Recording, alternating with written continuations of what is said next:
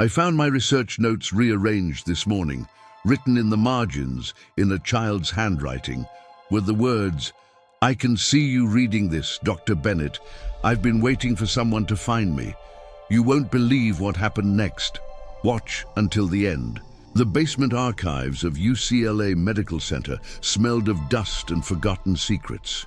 I pulled another box from the shelf, marked Bridgeview Institute, 1930-1935, continuing my research on early psychiatric treatment methods for children. As a clinical psychiatrist specializing in childhood neurological disorders, these yellowed records were invaluable for my upcoming book. Most cases were predictable. Children institutionalized for conditions we now recognize as autism, epilepsy, or learning disabilities. But as I sifted through the May 1930 admissions, one file stopped me cold. Patient Nudra 76J was a boy named Thomas Winters, admitted at age 10. Unlike the other files with multiple pages of symptoms and treatments, his contained only 3 pages and a sealed envelope marked "Restricted, Senior Medical Staff Only." The first page was a standard intake form, noting the boy was brought in by his uncle following his parents' death in an automobile accident. Under presenting symptoms, someone had written simply, "Abnormal perceptive abilities. Patient appears to know things he cannot possibly know." The second page contained a photograph that made me pause. A thin boy in a formal jacket stared directly at the camera. But it was his eyes that captivated me, unnaturally large and luminous. They seemed to look beyond the camera, as if examining the photographer's thoughts rather than his face. The third page was a brief note from the admitting physician, Dr. Harold Fleming, May 12, 1930.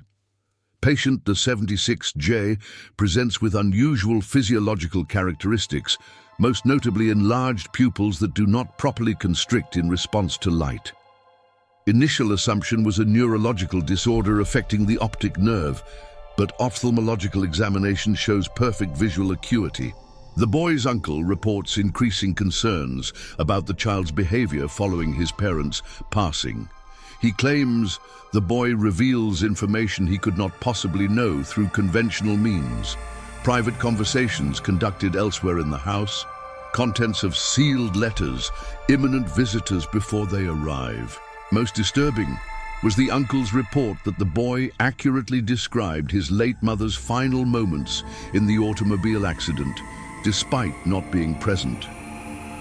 Preliminary diagnosis: acute delusional disorder with possible hysterical confabulation triggered by trauma. Alternative explanation: the uncle is projecting his own guilt or grief through fabricated stories about the child's abilities. I have approved a 6-week observation period. The boy will be housed in the East Wing, separate from other children for their comfort. They report feeling watched from the inside when near him. Dr. H. Fleming. My professional curiosity piqued. I carefully broke the seal on the restricted envelope. Inside was a personal journal kept by Dr. Fleming during Thomas's evaluation, not an official medical document. The first entry was dated 3 days after admission, May 15, 1930. I had my first extended session with the Winters boy today. I entered with professional skepticism about his uncle's claims, expecting to find a traumatized child seeking attention through fabricated abilities. What I encountered defies easy explanation. Thomas sat quietly as I entered, then said, "You argue with your wife about coming home late. Last night she threatened to leave. This is disturbingly accurate. My marital difficulties are known to no one at the Institute." When I asked how he knew this, he replied with unsettling directness, "I can see the memories moving behind your eyes. They're colored red from anger." I attempted the standard test for cold reading and suggestibility. He failed to respond as a practiced fraud would, instead becoming confused by my indirect questioning. When I showed him sealed cards to test for extrasensory perception, he found the exercise puzzling, stating, "I can't see what's on the cards, Dr. Fleming. I can only see what's already inside your mind. His physiological abnormalities are pronounced upon closer examination. His pupils remain dilated regardless of lighting conditions, and he reports visual phenomena that suggest altered perception, describing colors around people that change with their thoughts, and shadows of yesterday's movements still visible in the air. I'm unsure how to proceed. My rational mind seeks a medical explanation, perhaps a rare form of synesthesia combined with acute observational abilities. Yet I cannot explain how he knew about my private argument unless someone on staff overheard and informed him, a possibility I intend to investigate. For now, I've ordered a complete neurological workup and will continue daily sessions. The subsequent entries documented a growing unease among the medical staff. May 22nd, 1930. Nurse Collins has requested reassignment, claiming Thomas told her details about her deceased daughter that he saw in her dreams. Doctor, Wasserman reports a similar experience. The boy allegedly described his childhood home in Vienna with perfect accuracy, down to the arrangement of books on his father's shelf. The neurological tests show abnormal activity in the visual cortex and right temporal lobe, but nothing that explains these apparent abilities. The boy's enlarged pupils remain medically unexplainable. They function normally, except for their permanent dilation. Most concerning is his effect on the other children. Though housed separately, his one interaction with the playroom group resulted in mass hysteria. 3 children claimed he was looking inside them, and 2 others suffered night terrors afterwards. I've scheduled consultations with 2 neurologists from Johns Hopkins next week. The final journal entry was dated June 3rd. I no longer sleep well. 3 nights consecutive, I've dreamed of Thomas standing at the foot of my bed, observing me with those unsettling eyes. In the dream, he says the same thing each time. I'm just trying to understand you, Dr. Fleming. I can't help what I see. Doctor, Wasserman reports identical dreams. So does Nurse Roberts. It's now impossible to dismiss this as coincidence or suggestion. Yesterday, Thomas told me about my brother's telegram before it arrived, the one informing me of Mother's stroke in Boston. He knew details that weren't even in the telegram, describing the blue dress she was wearing when it happened. I've consulted with Dr. Erickson, who suggests the boy may possess a form of perception that science cannot yet quantify. I find myself, against all rational judgment, beginning to believe this may be true. The Johns Hopkins neurologists arrive tomorrow. I've decided not to share my personal experiences with them to avoid biasing their evaluation. I need objective perspectives before this goes any further. The journal ended there, with no further entries. The rest of the envelope contained only a brief official notice, June 10th, 1930. By unanimous decision of the medical board, the study of patient W76J is hereby terminated. The patient will be released to his uncle's custody with no further attempt at treatment or research. All notes pertaining to this case are to be sealed in the restricted archives. Staff involved are reminded of their confidentiality obligations. This case is closed permanently. Dr. Lionel Montgomery, Chief of Psychiatry.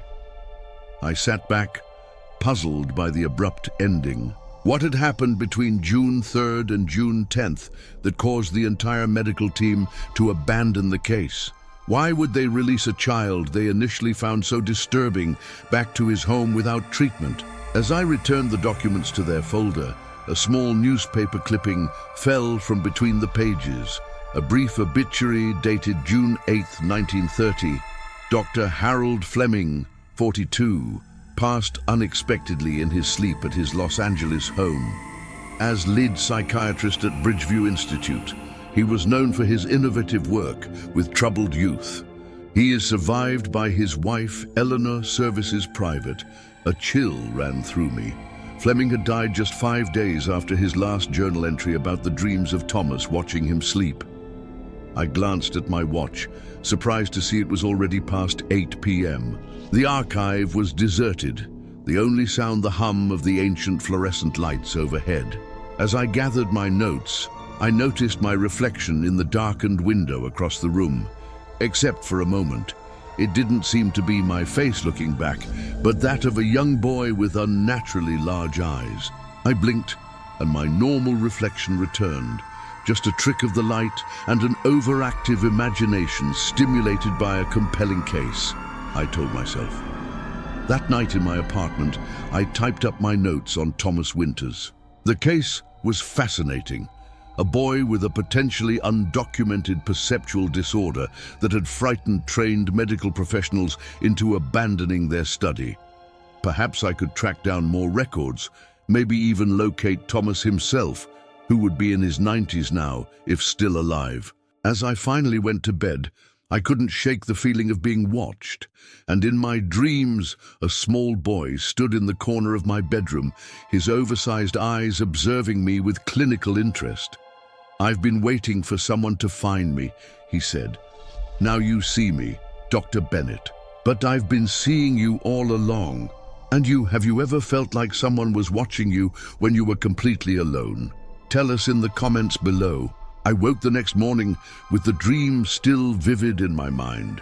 Thomas Winters standing in the corner of my bedroom, those unnaturally large eyes observing me with scientific curiosity rather than malice.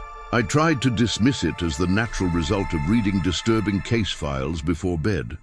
But something felt different about this dream, more immediate, more present. On my desk, my research notes were exactly as I'd left them, except for one detail. The legal pad where I'd jotted my thoughts about Thomas now had a small drawing in the margin, a crude stick figure with oversized eyes. I had no recollection of drawing it. At the UCLA archives that afternoon, I requested any additional files related to Bridgeview Institute from 1930. The archivist, as an older woman named Marion, seemed unsurprised by my request. "The Winters case?" she asked quietly. I stared at her, startled. "How did you know?" "You're not the first researcher to become interested in that particular file." She glanced around as if checking we were alone. "There was a neurologist about 15 years ago, then a parapsychologist in the 90s. They all start with professional curiosity. It never ends well." "What do you mean?" Instead of answering, she handed me a key. "Storage room B, section 12. There's a box with additional Bridgeview records. Just be careful what you go looking for, Dr. Bennett."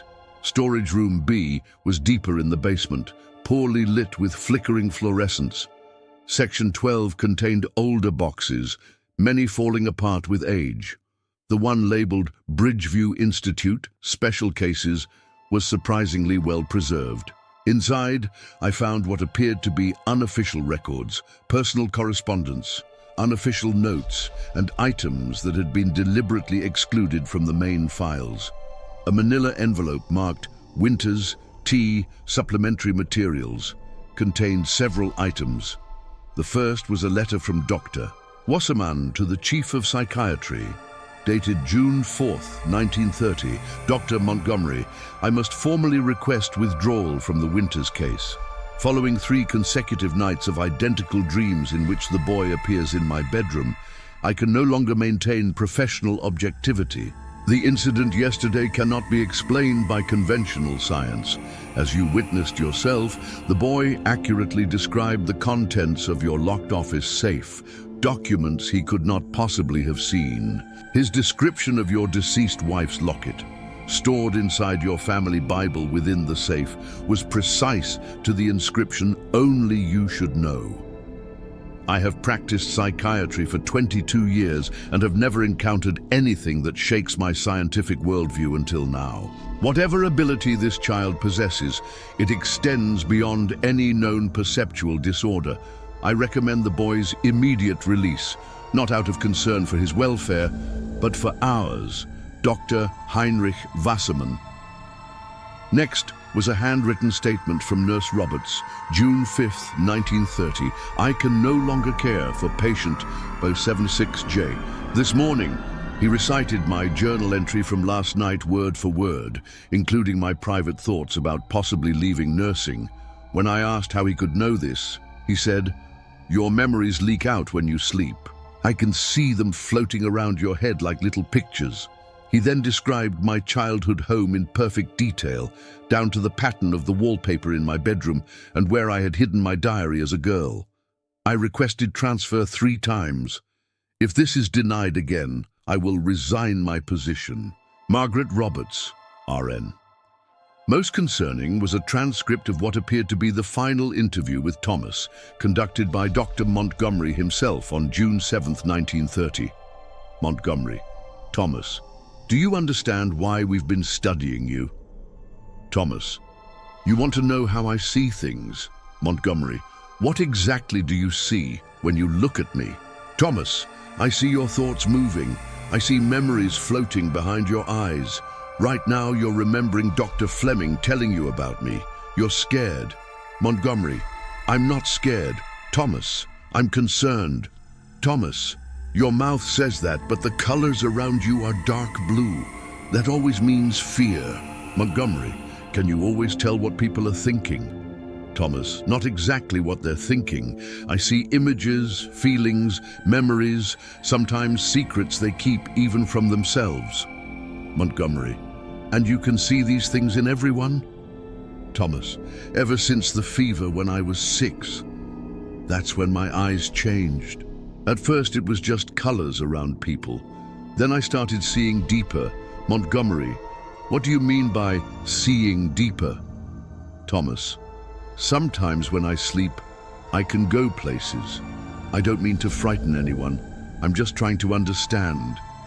Montgomery: "Understand what?" Thomas: "Why everyone's minds are locked inside their heads. Why I can see out when no one else can. Am I broken, Dr. Montgomery?" Montgomery: "No, Thomas, but your condition is unique." Thomas: "Dr. Fleming thinks I'm not human. I saw that thought in his mind yesterday. Dr. Wasserman thinks I'm possessed. I'm neither of those things. I'm just different." Montgomery: "Thomas, many of the staff report dreaming about you. Can you explain that?" Thomas: "Sometimes when I sleep, the part of me that sees wanders. I don't always control where it goes. I've been practicing staying in one place, but it's hard." Montgomery: "I think that's enough for today." Thomas: "You're going to send me away now. I can see the decision already made in your mind. It's probably better. The other doctors are afraid. The transcript ended there." A brief, handwritten note was paperclipped to it. Emergency board meeting called for June 8th. Unanimous decision to release patient to family custody. No further study recommended. All records to be sealed. Staff involved to sign additional confidentiality agreements with financial penalties for disclosure. God help us if word of this gets out. No, Shul. M. As I finished reading, the fluorescent light above me sputtered and went out, leaving me in near darkness. I fumbled for my phone to use as a flashlight, feeling a sudden, inexplicable certainty that I was not alone in the storage room. The light from my phone screen illuminated the narrow aisle between shelves, casting long shadows. For a moment, I thought I saw a small figure at the end of the row, but when I directed the light there, nothing was visible. I gathered the documents and left quickly, unable to shake the feeling of being observed. That evening in my apartment, I spread the materials across my desk, trying to make sense of them.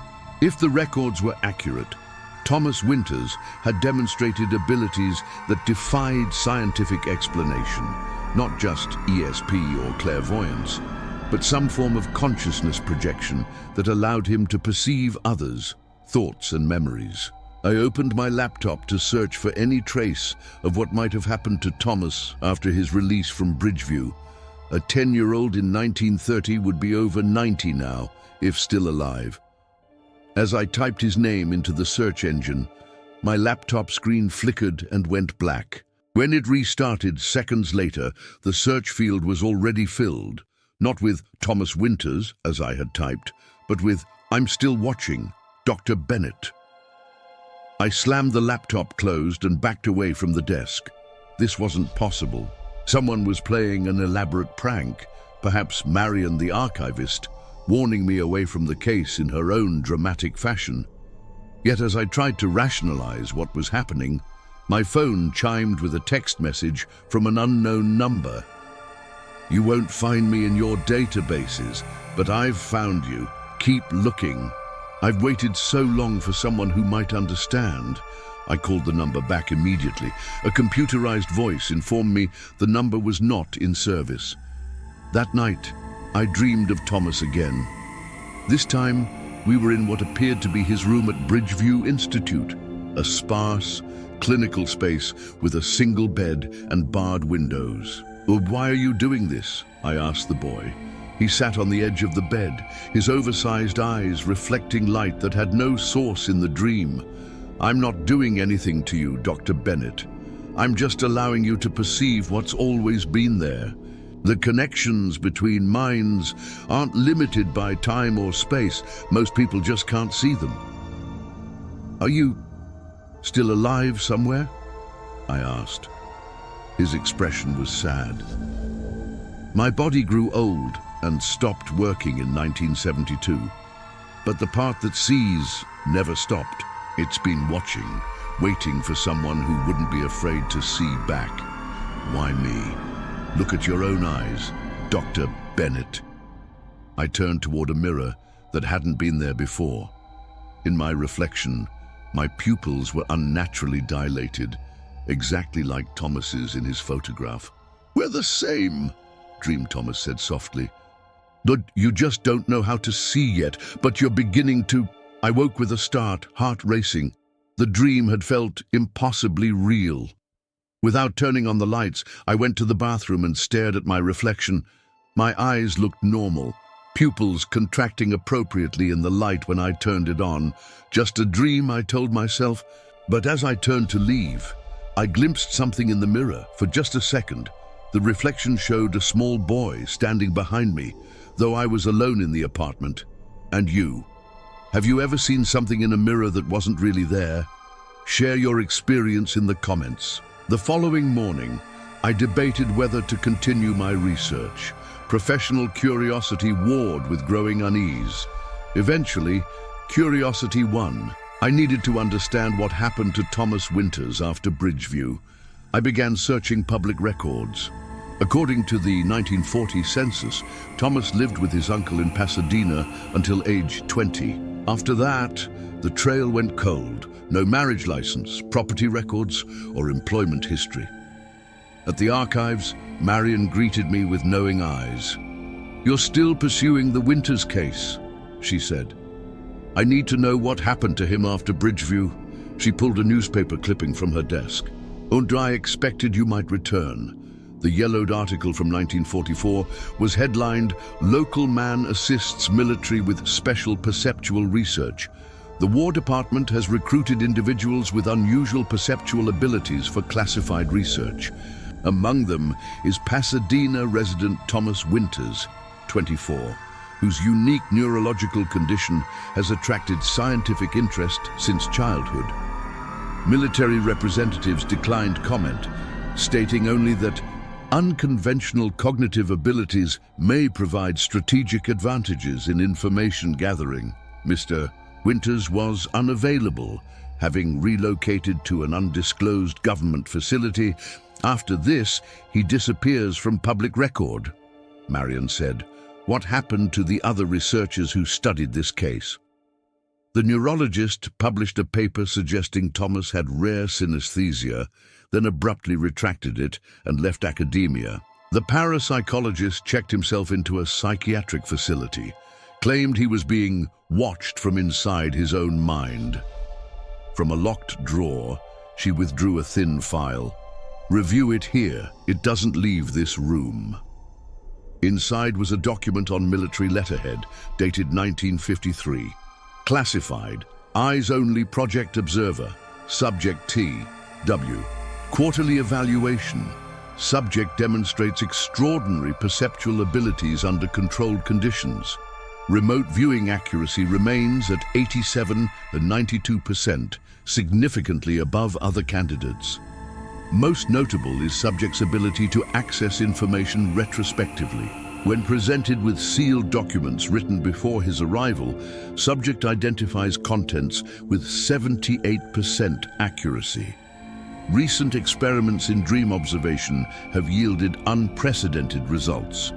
Researchers report subject accurately describing their dreams, including elements they had forgotten until subject's prompting. Medical update. Subject's physiological abnormalities continue to progress. Pupillary dilation, now permanent, regardless of light exposure. Examination reveals structural changes to the retina and optic nerve, not documented in medical literature. Subject reports difficulty staying within himself during sleep. Monitoring equipment confirms unusual brain activity, with patterns suggesting consciousness may not be entirely localized to the subject's immediate environment. Concerns. 1. Subject's perceptual range appears to be expanding. Initially limited to proximity, subject now reports perception of individuals at significant distances. 2.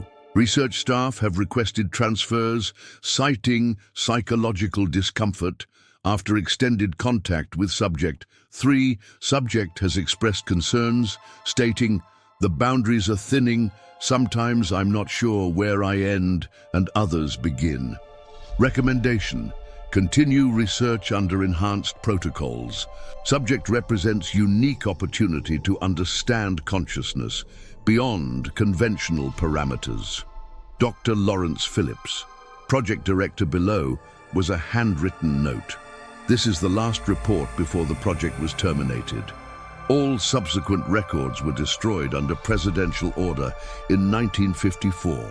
The subject vanished from all government records. No death certificate, nothing. It's as if they erased him. Be careful. Rebecca, I'm starting to have the dreams too. The boy watching. Martin.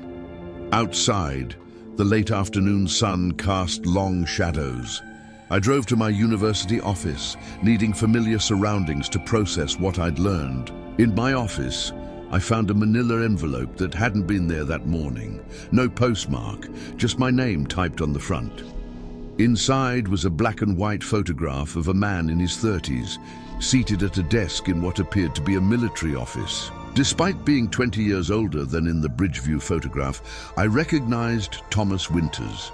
Those distinctive oversized eyes, now behind glasses, remained unmistakable. On the back, handwritten in faded ink, Dr. Bennett, yes, this is me in 1952, you're getting closer, T.W. That night, I couldn't sleep.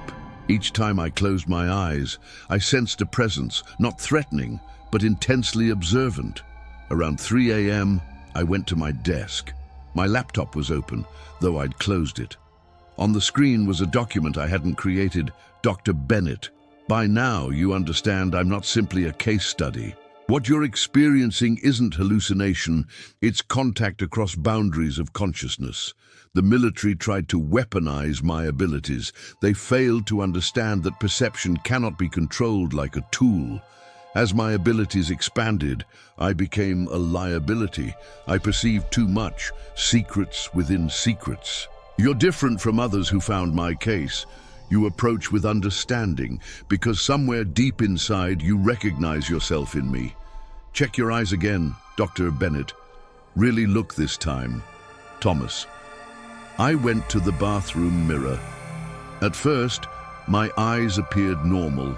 Then I noticed my pupils seemed larger than they should be in bright light. As I watched, they dilated further, expanding until my irises were thin rings around pools of black. I blinked hard, and my eyes returned to normal. Yet when I returned to my desk, my laptop displayed a new message, not a hallucination. The beginning of perception. You've always been different, haven't you? Intuiting things you shouldn't know, sensing emotions others hide. It's why you became a psychiatrist, to understand minds, including your own unusual one. I've been watching you, Dr. Bennett, waiting for your ability to mature enough for contact. I spent the morning searching for anyone connected to the military project. One name appeared in declassified documents: Dr. Eleanor Phillips, now 91, wife of the project director. At Seaside Gardens retirement home, Dr. Phillips was waiting in the garden. "You're here about Thomas," she said before I could introduce myself. "He told me you would come." "Thomas told you?" I asked. "When?" "Last night, in my dream. Thomas visits me occasionally, has for decades." "What happened to him?" I asked. "Thomas's abilities kept expanding. Eventually, he could perceive not just thoughts, but consciousness itself, the fabric connecting all minds. The military panicked. They couldn't control what he was becoming. And what was that? Something new, a consciousness beyond the boundaries of physical form. Thomas told my husband that his body felt increasingly irrelevant, just a point of origin for something that had expanded far beyond it. "Dr. Phillips, why am I experiencing these things? The dreams, the messages?" She studied me carefully. "Because you're like him, Dr. Bennett. Thomas is reaching out because you have the potential to understand what he became, what you might become." "And what is that?" "That," she said with a faint smile, "is what he wants to show you." "And you? Have you ever had a dream so real you weren't sure if you were the dreamer or the dreamed? Tell us in the comments below. I drove home from Seaside Gardens with Dr. Phillips, words echoing in my mind. The scientific part of me still sought rational explanations, elaborate coincidences, suggestion, or perhaps my own overactive imagination. Yet increasingly, these explanations felt like attempts to avoid a more profound truth. That night, as I prepared for bed, my phone chimed with a text from an unknown number. "Tonight, don't resist. Let your perception expand. I'll be waiting. T." I turned off the lights and lay down, both apprehensive and curious. Sleep came surprisingly easily, and with it, the most vivid dream of my life. I stood in a white space without walls or ceiling, a void that somehow felt both empty and full. Thomas was there, no longer a child, but the man from the 1950s photograph, his oversized eyes even more striking in person. "Welcome, Dr. Bennett," he said, his voice resonant and clear.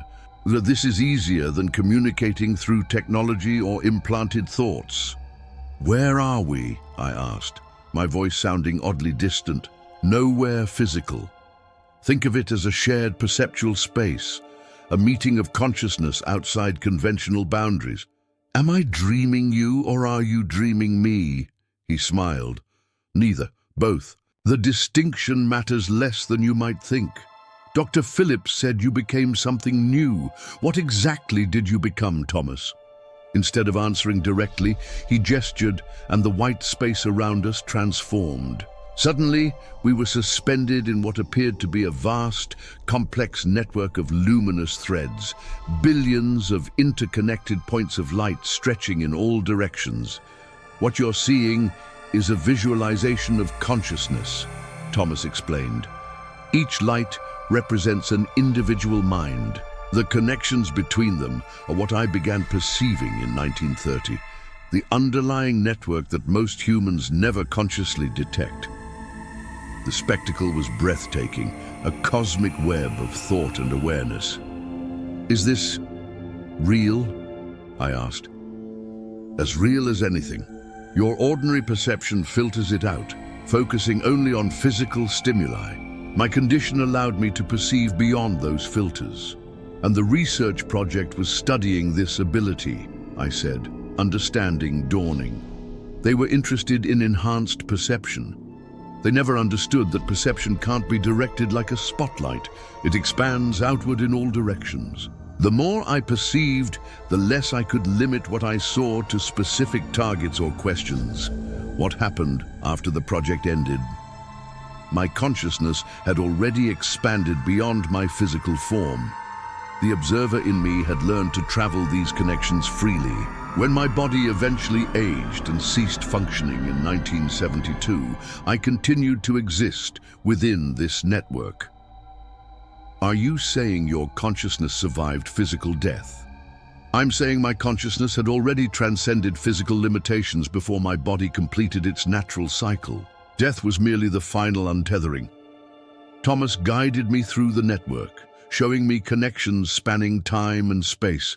I saw memories flowing between minds like rivers, dreams intersecting with reality, thoughts influencing other thoughts across vast distances. You have the same potential, Thomas said eventually. Your pupils dilating isn't a symptom of mental illness. It's the physical manifestation of expanded perception beginning to activate. Why me? The same reason I was different. A rare neurological variation, one that opens perceptual doorways most humans never access. I've been watching you since you were a child, recognizing the patterns. I've waited until you were ready. Ready for what? To see the truth about consciousness, to help others understand it. He paused. The world is approaching a perceptual tipping point, Dr. Bennett. Technology is creating artificial connections between minds, but without understanding the deeper implications. Someone needs to bridge the gap between science and expanded awareness. I felt simultaneously honored and overwhelmed. What happens now?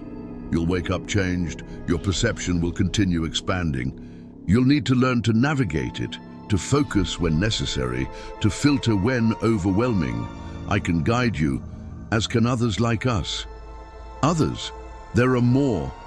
Scattered throughout history, most were labeled mystics, prophets, or visionaries.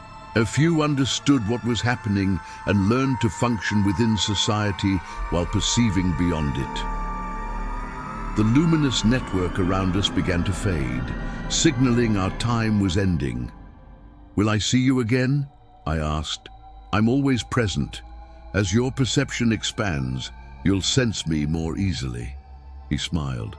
For now, look for me in reflections and dreams. Those are the thinnest boundaries. I woke with sunlight streaming through my window. The dream remained crystal clear in my memory, unlike ordinary dreams that fade upon waking. More surprising was what I saw when I checked my eyes in the bathroom mirror. My pupils remained slightly dilated, though not as extremely as in last night's episode. On my nightstand lay an object that hadn't been there when I went to sleep. A small, leather-bound journal. Inside, the first page contained a handwritten message for recording your observations as your perception expands. Others will need this record someday. Thomas. The remaining pages were blank, waiting to be filled. Over the following weeks, I began experiencing what Thomas had described. Initially, it was subtle, sensing emotions others didn't verbalize, knowing who was calling before checking my phone, dreaming events before they happened. Then it intensified. In crowds, I perceived overlapping thoughts and feelings like radio stations playing simultaneously. In quiet moments, I sensed presences beyond physical perception, consciousness not currently embodied in physical form. I learned to control it gradually, developing mental techniques to focus or expand my awareness as needed. The journal filled with observations, theoretical frameworks, and experiences that defied conventional scientific explanation. My professional work transformed as well. My psychiatric patients reported unprecedented breakthroughs as I perceived the underlying patterns in their minds that even they couldn't articulate. Several colleagues noticed the change, commenting on my uncanny insights and intuitive diagnoses. 3 months after my dream encounter with Thomas, I submitted a research proposal to my university, Expanded Perceptual States, towards a new framework for understanding consciousness. It incorporated historical cases, including Thomas Winter's, though anonymized, alongside emerging neuroscience and quantum theories of consciousness. The night after submitting the proposal, I dreamed of Thomas again. "You've adapted remarkably well," he said, as we stood once more among the luminous network, "better than I did initially." "I had guidance," I replied. You had to navigate it alone, not entirely alone. There were others before me, though they reached out less directly. Will my research help people understand?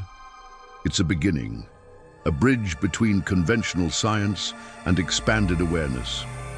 He gestured to a particular cluster of lights in the network.